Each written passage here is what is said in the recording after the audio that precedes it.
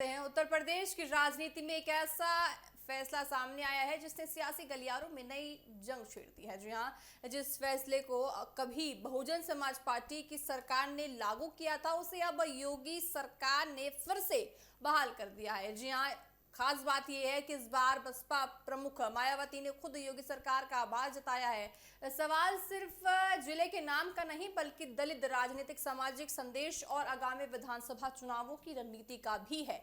आखिर ऐसा क्या हुआ कि मायावती ने योगी सरकार की तारीफ की? आइए आपको समझाते हैं पूरी कहानी सिरे से। देखिए, उत्तर प्रदेश के भदोही जिले का नाम एक बार फिर संत रविदास नगर होगा।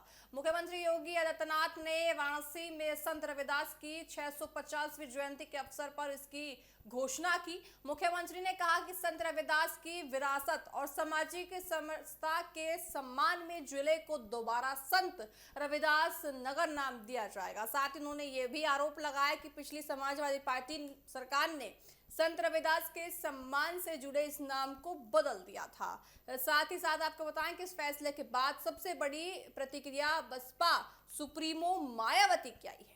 मायावती ने सोशल मीडिया पर कहा कि उनकी सरकार ने अपने कार्यकाल में भदोही का नाम बदलकर संत रविदास नगर रख दिया था ताकि महंत संत रविदास को उचित सम्मान मिल सके।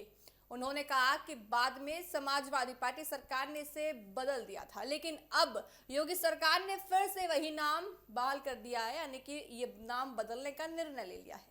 इसके लिए उन्होंने उत्तर प्रदेश सरकार का धन्यवाद और आभार भी व्यक्त किया है। दरअसल इस नाम का परिवर्तन का देखिए इतिहास बहुत ज़्यादा पुराना नहीं है। आपको बताएं कि उन्होंने कोशिश की थी मायावती ने नाम बदलने की, लेकिन जैसे सरकार बदली नाम बदल गया। इसके बाद 2007 में मायावती सरकार ने जिले का नाम बदलकर संत रविदास नगर कर दिया, लेकिन 2024 में अखिलेश यादव सरकार ने इसे फिर से भदोही कर दिया। अब करीब 12 साल बाद योगी सरकार ने एक बार फिर पुराने नाम को बदलने का फैसला कर लिया है। राजनीतिक विशेषज्ञों का मानना है कि यह फैसला सिर्फ प्रशासनिक नहीं बल्कि राजनीतिक और सामाजिक संदेश भी देता है।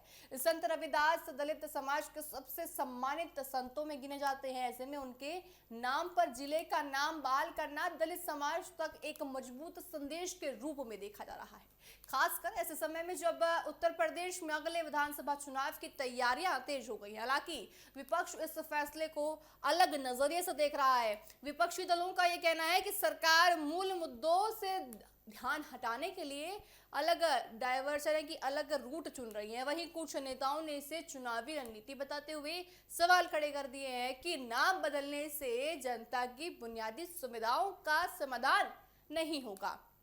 दूसरी ओर आपको बताएं कि भाजपा इस फैसले को संत रविदास के सम्मान और सांस्कृतिक विरासत की एक छवि बता रही है। और साथ ही आपको बताएं कि बहुजन समाज पार्टी भी धन्यवाद अब योगी सरकार का कर रही है।